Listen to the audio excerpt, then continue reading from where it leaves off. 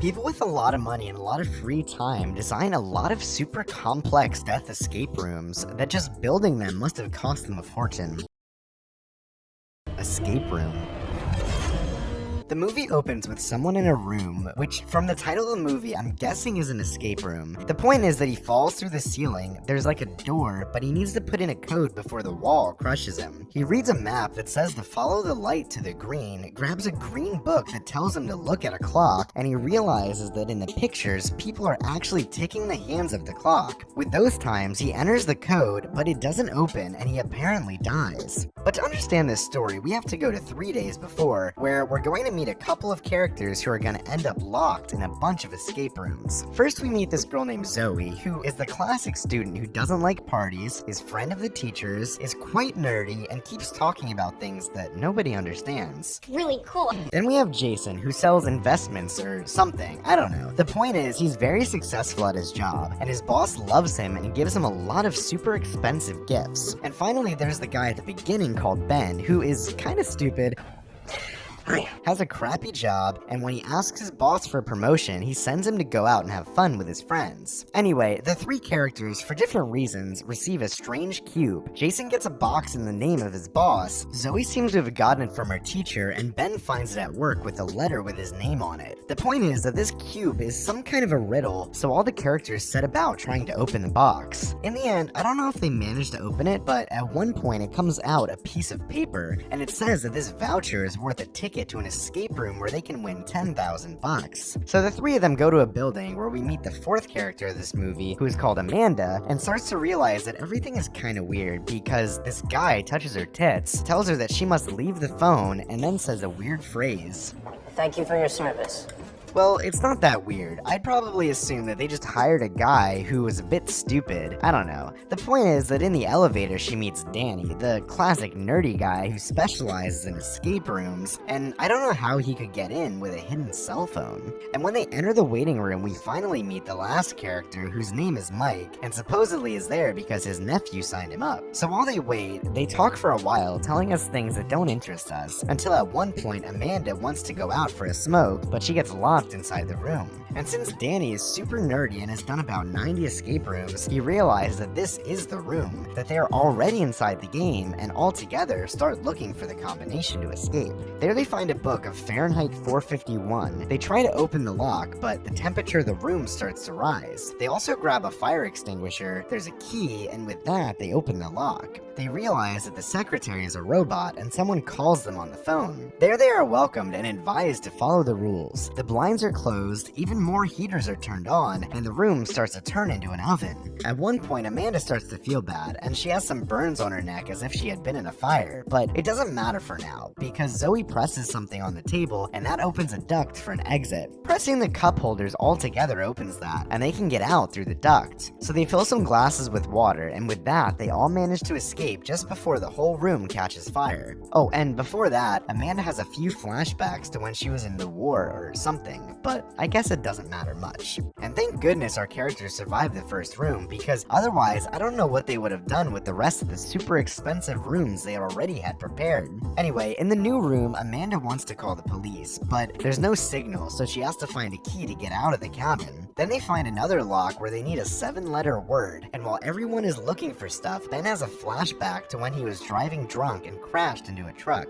Anyway, there are a lot of clues, and I got a little lost, but in summary, they get the word to open the lock and manage to get out of the cabin. But it's snowing outside, and on top of that, the door closes. The door was wooden anyway, and I suppose they could have gotten in by breaking the glass windows, but that doesn't matter. The point is that it's really cold, and they start looking for a lot more clues. Jason finds a lock, Zoey finds something that says true north is a lie, then they also get a jacket with a compass inside, and finally a fishing hole and a rod. So with a magnet that luckily they also found, they managed to fish an ice cube with a key inside, and instead of breaking it with something, they think of using a lighter. But when Danny goes to look for it, he falls into the icy water, and though they try to help him, they're kinda stupid, do nothing, and the best character of the movie dies. Then they realize that all this is real, and now I don't know why instead of breaking the ice cube against something, they decide to melt it with their body heat. And while everyone is freezing to death, Jason has another flashback to a time when he was also freezing to death on top of a sinking ship. And this is explained later in a bunch more flashbacks, but I'm sick of flashbacks, so I'll explain them all together. Apparently, they were all in some sort of traumatic event. Amanda in the war, Jason on the boat, Ben in the car accident, Zoey in a plane crash, and lastly, Mike was in a mine collapse. And they all have the characteristic that they were the only survivors of those events. Anyway, they managed to melt the ice, open the door, and just before all the ice breaks, they managed to escape to the next room, which is like an upside-down bar. And if you thought a giant oven or an even bigger freezer was expensive, it's because you didn't see this room, which is a giant elevator in the shape of an inverted bar with pieces of the floor falling off. There, a phone rings, a song starts playing, and they find a door with no handle. So they start looking for clues, see that the 8-ball's missing, and as pieces of the floor fall off, Amanda finds a safe. So he puts together a giant puzzle that I guess must have been used for something I didn't realize. They put in a Morse code they got from some other clue out there, and with that, they get the handle to open the door so the 5 of them can get out. Well, not really 5 of them, because Amanda doesn't make it and finally dies. The rest get to another room that has a lot of hospital beds, and they realize that they are just like their rooms when they had the accidents. There, Jason realizes that they know too much, because the jacket in that room was the same as the one he had when his boat sank. The song that was playing in the bar was the same as when Ben crashed his car, and we also learned that Danny had survived a carbon monoxide leak where his whole family died. At that moment, a TV is turned on and tells them they have 5 minutes left. Mike finds some x-rays, realizes that it's sign language, but I don't know why, Zoey starts to freak out and break all the cameras. While Zoey breaks everything, the rest grab a machine that measures your heart rate, and with that, they're going to open the door. And please pay attention to this plan. The idea to activate the machine is that Jason gives an electric shock to Mike to increase his heart rate, and with that, open the door.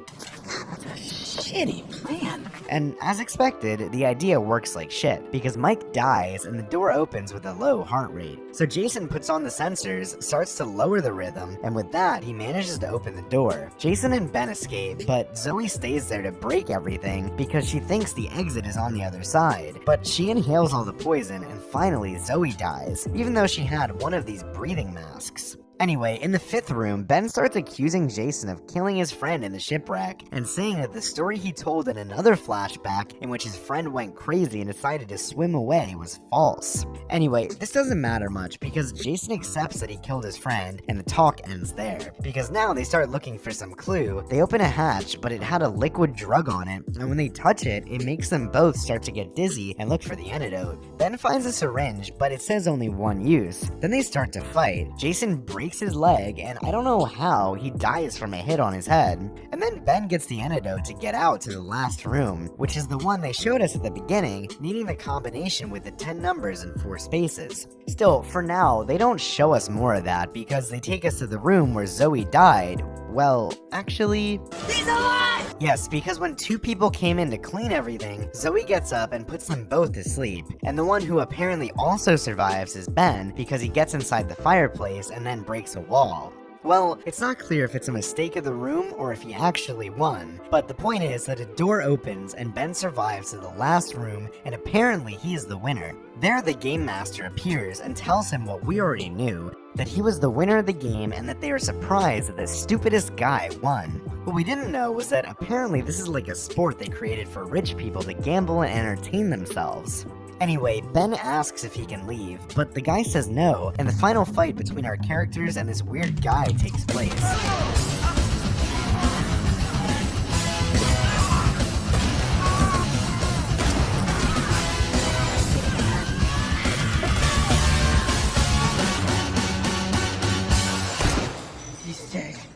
After killing him, I don't know why, they throw the gun, the computer shows both of them as winners, and now the game is finally over. Later at the hospital, the police talk to Zoey, they go to the place of the rooms, and when they enter there's nothing, and on top of that, since Ben had drugs in his blood, they think what any of us would think. And then she realized that this is also part of the game. She starts to freak out, and there's this scene that looks like straight out of a scary movie. Look, that wasn't part of the game. Anyway, 6 months later, they get together to talk, and Zoey is still obsessed with this whole escape room thing, and she shows him that all the bodies of the rest of the main characters appeared, and they pretended they were drowned, died in accidents, or stuff like that. And on top of that, with the logo, she discovers some coordinates, and to look for them, they have to travel to Manhattan. The plane starts to fall to hell, the flight attendants find a clue, open the door of the plane, and there it crashes. Well, actually, it doesn't crash, because it was an escape room simulator, which they are testing to do on a real plane for Zoey. And I hope this time they stop saving on cheap poison gas, but we're gonna see that in Escape Room 2. That was Escape Room 1. If you'd like me to summarize Escape Room 2, subscribe and comment. I'd like you to summarize Escape Room